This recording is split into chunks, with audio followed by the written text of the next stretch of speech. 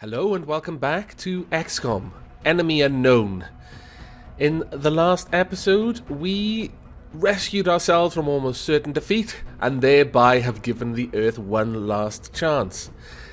You also saw me hire a bunch of soldiers.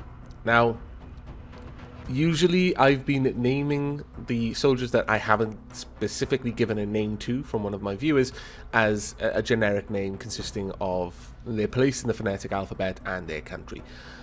There are too many for me to do that now. I just don't want to. So we're going to leave them with their actual names until I decide to give them a better name, because their parents clearly didn't know what on earth they were doing. However, on that note, we've been able to name quite a few of our viewers. Pardon me. So, we've got Tigris. He wanted an assault in black armor. Let's see if we can find Tigris in the list. Here we are. That is you, Tigris. Well done. You've put on a little bit of weight since I last seen you. In fact, I've never seen you, so maybe you've lost some weight. I don't know. But that's who you are now. Let me know if you want to change. And this goes for everyone. If you have any specific look you want me to try and go for, just leave me a comment. Soul Salvador. Let's find you. Where are you? Here we are. Sport. I was asked to make him look old and give him white hair with a little bit of a mustache and a goatee. And I hope that's more or less right. We've got that Joe guy, who's been given one of our very rare and extremely valuable UK people. You didn't specifically ask for a class, so I just gave you anyone who is from the UK, so you're a support. Nakuso, rather. You've been given an assault from the USA. No, you haven't been assaulted by the USA, yeah, anyway. Moving on. Halcyon is back. Actually, I should rename you Halcyon the Second, really. Take caps lock off. There we go. And we've got Wolfenaut. Or perhaps that's Wolfenaut. I'm assuming it's Wolfenaut. Do correct me if I'm wrong. And we have Johnny Marr back on the squad. Yay! As a rookie sniper. Boo. But I'm certain you will quickly rise through the ranks, Mr. Marr the Third. And was there anyone else? No, I think that was everyone. We have 3 people waiting for names based on their class and nationality specifications. We have Mr. Cadaver, who wants a sniper from the UK, which means you could probably use a Scottish one from the UK. And yes, Catherine Gibson is a sniper from Scotland, but she's a woman. Let me know if that doesn't bother you, and I will get you renamed. We're also waiting on a German for Adam Marks, and Olyrien, a Canadian assault or heavy. Basically just a Canadian, not sniper or support, based on how they would like the character played. The ones I haven't renamed, I've just left them with their promotions pending. Should I need them in a mission, I'll promote them before we set out. So yes, that's the state of affairs at the moment. Let's expand our event list. We've got 1 day on the thermal generator and 29 days on the council report. We have let one UFO slip through our fingers, unfortunately. There wasn't much we could do. It was pretty much ready to destroy our interceptor, so we pulled it out. And yeah, let's move on. I think it's time to advance the time and scan for activity. Oh, okay. Ah, yeah, thermal generator. I forgot there was a cutscene for this. Thermal generator online. And let's go to new construction. We've got 438 Ultrabucks, and we want something very specific right now. And what we want is a satellite nexus. That's right. This will allow us to have 4 XCOM satellites, plus 1 for each satellite uplink it's next to. Unfortunately, it's not next to any. It's going to take a whopping 21 days to complete. Wow, okay. So these satellites, or this nexus at least, will be ready for operation just about the time that we get our council report. Let's see about buying some satellites so they're online when the time comes. 59. Oh, we can only afford 2. That's not good. That's not good at all. Let's go to the situation room, see if we can make some extra monies. We've got more than we need of these. So yeah, we'll sell 2 of those. There we go. That should give us everything we need. So let's go here. And I just realized I haven't yet set research project. So we've wasted 1 day. Thank goodness for that thermal generator. Wow. That would have been embarrassing. Okay, satellite. Now let's make 4 of these, please. Manufacture. How long will it take? 20 days. Oh my goodness. That. So we're gonna have the satellites ready for launch 1 day before the Nexus is complete. Well, that's okay then. And I guess with that, we are going to have. Well, if there's anywhere that's like on the borderline of panic, by then we'll have 4 satellites we can launch. And actually, that's as many as we need. So it doesn't matter that we haven't got the uplink bonus because we haven't got anywhere else that can have them. So 1, 2, 3, 4. We'll be able to pull down panic on these 4 countries. So let's hope that if anyone is bordering on panic, it's Mexico, United Kingdom, France, or Japan. Because the others we can't do anything more for. So let's go to research before we forget. And start a new research project. And by resounding majority, everyone seemed to think we should go for the sector commander. And in fairness, the reasoning that was given, I can't argue with.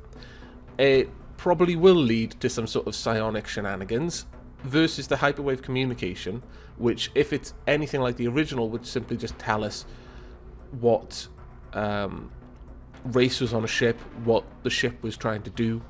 In the original, you could work out where an alien base was by watching and not necessarily immediately intercepting a transport ship, because that was carrying supplies to an alien base. So you just watch it where it landed, and then you'd send your interceptors over to scout that area, and you'd find the alien base. We probably won't need that functionality specifically, and knowing what race is on a ship isn't really going to affect our decision to attack it, because we're going to have to anyway. Though there might be some other things to do with that that would be useful. But for now, this seems the most logical thing to do. Irregardless of the vote, the reasons and the logic behind people's votes, it is quite reasonable. So, 2 days, begin project. This is an extremely dangerous species, Commander. Although not physically intimidating, the psionic power that this creature wields is perhaps the greatest threat we've encountered so far. Oh dear. I'm not sure that Berserker alien was pretty, and the cyber discs, it's certainly annoying, and it's certainly very morale destroying to have to shoot your own men to stop them from shooting you. But alien grenades, Doctor, alien grenades. So we've got 2 days on that. We may even get through that before anything else happens. Oh, all these alien activity zones on the planet is quite sad, really. But let's go. Oh well, what just happened there? Oh, they're rearmed, cool. And some people are back to duty. Trying to go back, with a quick and major breakfast item. But let's check out this Sectoid Commander Autopsy. What have we got here? Codename Rosetta. That's actually pretty clever. After an extensive analysis of the specimen's brain tissue, we've discovered some unusual activity in the synaptic connections that may be the source of the abilities our troops encountered in the field. Although somewhat similar in physical appearance to the sectoid we previously identified, this Commander variant has an easily differentiated internal composition. We've theorized that these enhanced electrical synapses, capable of transmitting nerve impulses at nearly 3 times the normal rate, are the product of careful genetic manipulation. If our theory holds true, that means the aliens are capable of modifying even the most complex tissue at a genetic level. Well, I'm not really that surprised about that. I was expecting this to be a little bit more, I know, sci-fi, but okay. Oh, psionic labs. Whoa. Psionic Labs. This facility will allow us to discover and develop the latent psionic abilities of our soldiers. If they have any such capabilities, using them in the field would increase their strength. Oh, that is good. That is very good. Now we're faced with the same questions again. I'm going to leave the hyperwave communication for now, because it's probably going to be another thing I need to build, and I just don't have the money, so we're going to go for Titan armor instead. We are going to have to start ramping up our defense of our troops, and this is the first step, I think. We've observed some of the alien combatants wearing a form of super heavy armor that still allows for full mobility in combat. This has been puzzling, to say the least. But with our new understanding of the alien energy source and their materials, we could develop powered armor of our own. Nothing will ever be the same. Okay. The work that we've done here to adapt the technology of a hostile enemy force has advanced the scientific progress of mankind by untold generations. Well, in fairness, that's pretty much the case with Weapons. most wars. These abuses of science. It's not an We abuse. still have an opportunity to use them for a You're a greater scientist, not We have paid You shouldn't a be heavy steeped in price. morals and Our ethics. efforts have Well, not been maybe in vain. ethics, but certainly you shouldn't be getting tied up in morals, you silly woman. This is science, and science is its own justification. Let's have a look.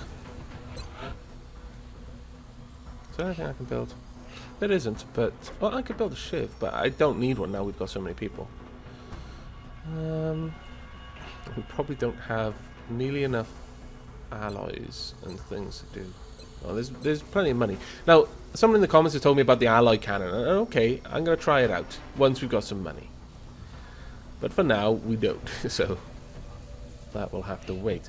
But what we do need to have a look at is this. Where are you, Psionic Labs? Right, that's going to take 200 megabucks. This facility will allow us to discover and develop the latent psionic abilities of our soldiers. If they have any such capabilities, use them in the field, blah blah blah. Needs 20 Elarium, 20 alloys, 3 power. That's quite reasonable, actually. But we don't have it yet. And before we go on, I just remembered Firestorm. Damn it, we need to build one of these, because we're getting to the point now where we need strong, capable craft. Let me see if I can... Oh, well, actually, what do I need to make one before I go off and sell all the stuff that I need? I need 2 flight computers and 1 power source. That's all I need, so let's do this. 2 flight computers we need. And... yeah. 2 power sources, I think. We really don't need nearly as many fragments as we've got, so we'll sell some of those. And we've got loads of Elarium, but I don't want to get rid of it. Sell some of the drone racks. No longer the Deceptive Commander. The artifact we're about to sell to the Council hasn't been examined by the research team. I'm sure Dr. Volland really? would be disappointed if we put financial gains ahead of our own research and development. But I just did. Whatever. Fine. Fairly certain I just researched that, though. Right, can we build a Firestorm? Yes, we can. I think this is worth it myself. I could either build this or the Psionic Labs. Let's see how long this will take. 14 days.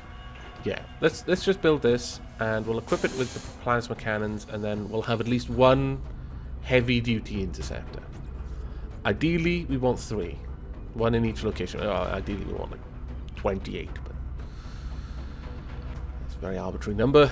We want much more than 28.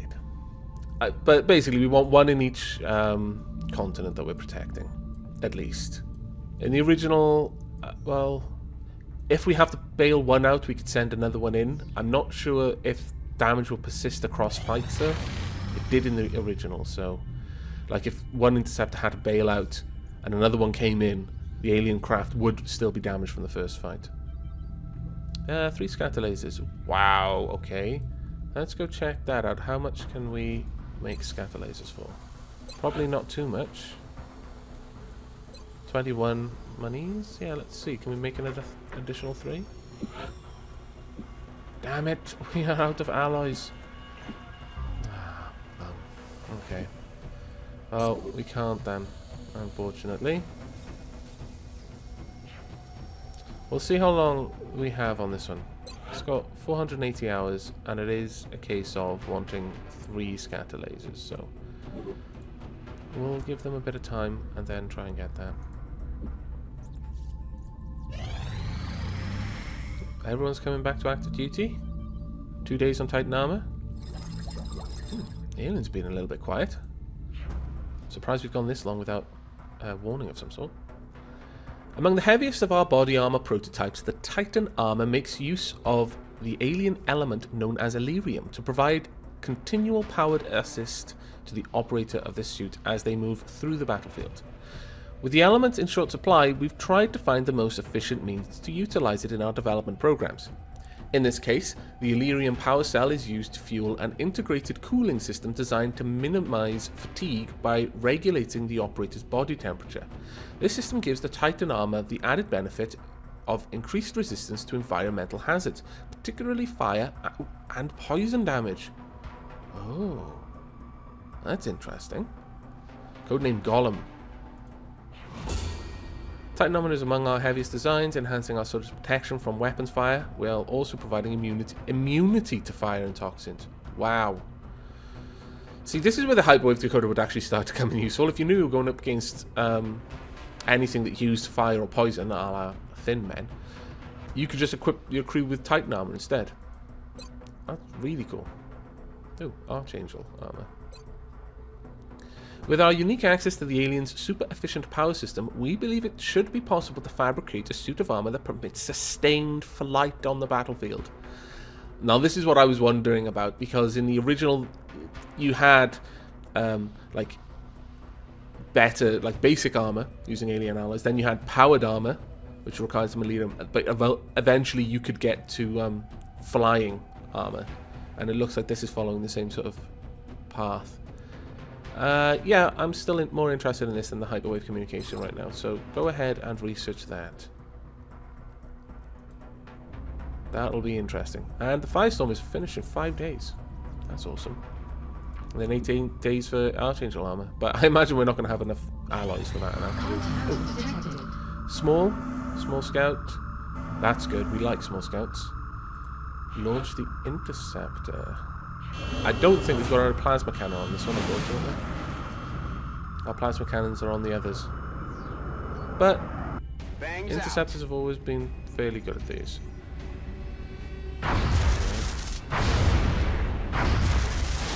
There we go. Nice. That was pretty good, and only minimal damage. Right then, this is where we get to test out some of our new squads. Let's clear the units. We want everyone off, and then I can pick who I'm going to take. Right, first and foremost, we want Polar Dash. Of course. Have you got everything we need to have? Let's make sure you've got the right kind of armor. Yes, okay, that's good. Next, we want... Well, we'll take breakfast item. Oh, you appear not to have your armor. It's odd. Ah, damn it. Has everyone else been given this spider? That's really annoying. So I'm going to have to go through all of these and find who has the skeletal suits. Because the silly game wants to give everyone... doesn't equip the armor when you clear them from the squad roster. If anyone knows a way to get it to automatically do that, please let me know. Because that would make this part a lot easier. Let's see. Let's take Tigress. Now, there's not going to be any skeletal armor there, but what are we going to give you? I'm going to give you regular... Oh, no. Okay, this is annoying. Give me a moment. And welcome back. I am so sorry about that. Yes. So, as I've said before, the equipping part of this game, so frustrating. But we got there in the end. It took me a little while to hunt around everyone on the team to find who had skeleton armor and the various other bits and bobs I wanted to give people. But that is all now done.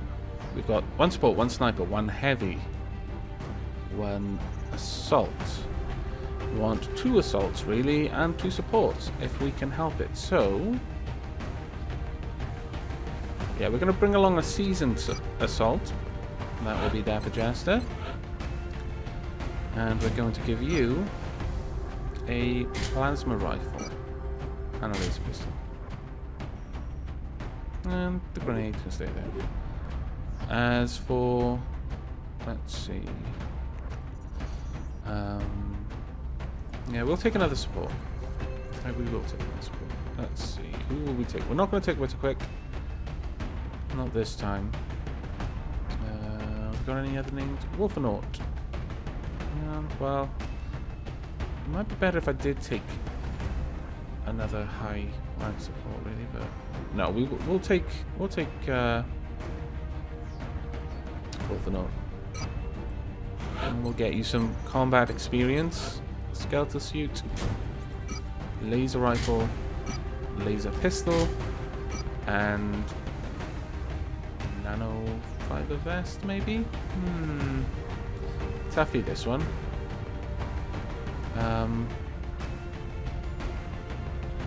Yeah, we'll give you some extra HP as well. Oh, before we go on, we'll just customize your looks. There we go. Oh, we've got like 3 people with the same color. That was totally unplanned. But you guys do look awesome. Right then, so with all of that messing around out of the way, it looks like we're coming up to the 30-minute mark, actually. So we're just going to get into the mission, and then I'll be wrapping this episode up. Hopefully with the cuts of me faffing around trying to find the right stuff out of the way, it will end roughly on the 30-minute mark. And let's see how this goes. We've got a bit of a ways to go to get over there. I don't think we're going to be... No, it's probably going to be night time when we get there, which is a shame, but we'll survive. The drop site for this Operation will be Crimson in Canada. Father. Have we had that name before? It looks like the aliens went down in a sparsely populated area. If there are civilians in the area, I hope they stay clear. Well, to be fair to the civilians, so far, they've managed to avoid pretty much every mission except for terror missions, which they can't avoid because they take place literally where they are. So, yeah, I'm fairly confident in the civilians' survival instincts. Not so much in our own, though. Central, this is Big Sky. Okay. Strike 1 is ready to secure the craft. Copy, Big Sky. Strike 1 is clear. We need to these engage. alien alloys as well. We want some more armors. See what that Titan armor looks like. Right, so this is us. That's actually 4 people with the same sort of color. Oh no, one of them's got like a dark blacky color. Right then. Let's check out the edges of the map.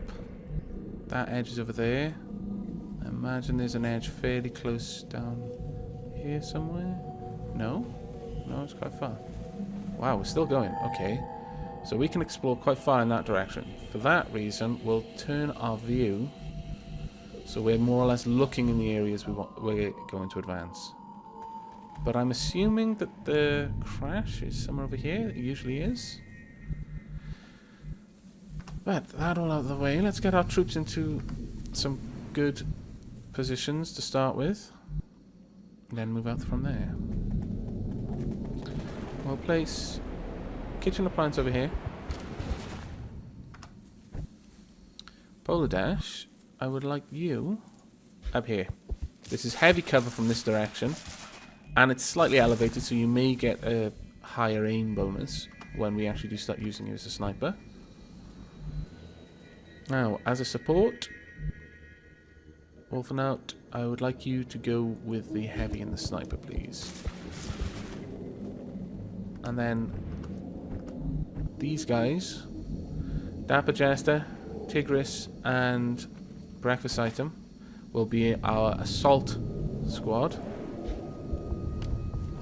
It'll be their job to move out a little bit more, spot for the sniper and the heavy, and generally mess people's days up.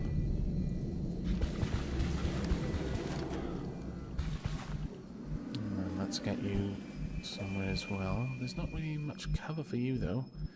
And that's a little bit of a problem. But we'll put you here with... No, we'll put you by here. And just hope that if something does sneak up on us on this round, it comes from this direction over there. So, everyone into Overwatch. I feel, Commander. Man, it feels like it's been ages since I've played a mission on this because it took so long for us to get any alien activity. I didn't actually pay attention to how many days have passed since the last mission for the crew, but I hope they've had a nice long rest and they feel up to the task now. On Overwatch. I don't think we've got many people in medbay, if anyone actually. Come to think of it, while I was looking through the list. I wasn't specifically looking for that though, so there may be one or two, but I wouldn't be surprised if almost all of our troops are currently up and about. Now that growl we heard was, I'm fairly certain, a mutant. And I'm not surprised at that at all. Seems that we are fighting the mutants 9 times out of 10 these days. Even if it isn't a specific fight against mutants, they are involved somehow. Now then, we don't want to advance breakfast item too far. We will get that adjusted a little bit further forward. And then breakfast item can take his spot. Heavy cover for the support because you're not really there to get involved too much in the fighting. Okay. So with our troops in this sort of relatively good position, Polar Dash has got a great vantage point, though it would be awesome if we could get her up on here, because that is a full height level above.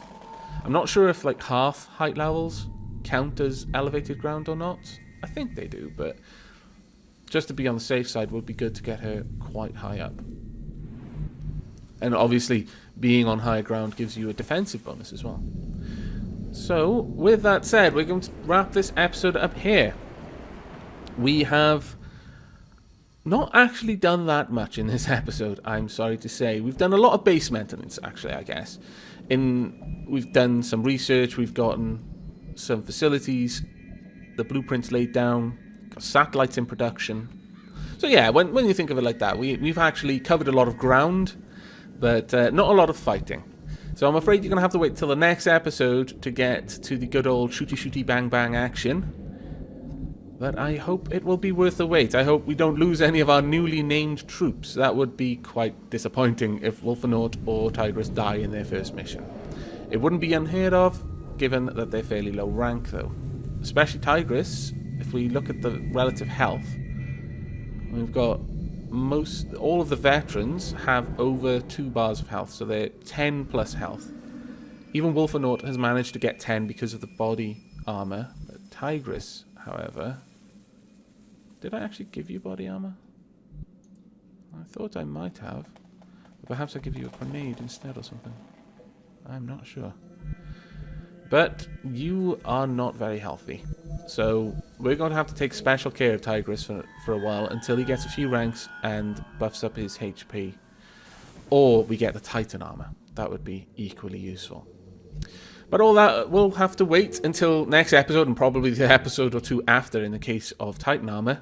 So I leave you with this sight of our troops apprehensively looking into the horizon, into this murky forest, waiting for the mutants to jump out and possibly throw grenades or just run up to them and punch them. I mean, hug them with their fists. I hope you've enjoyed this episode. I hope you will join me in the next one. But until then...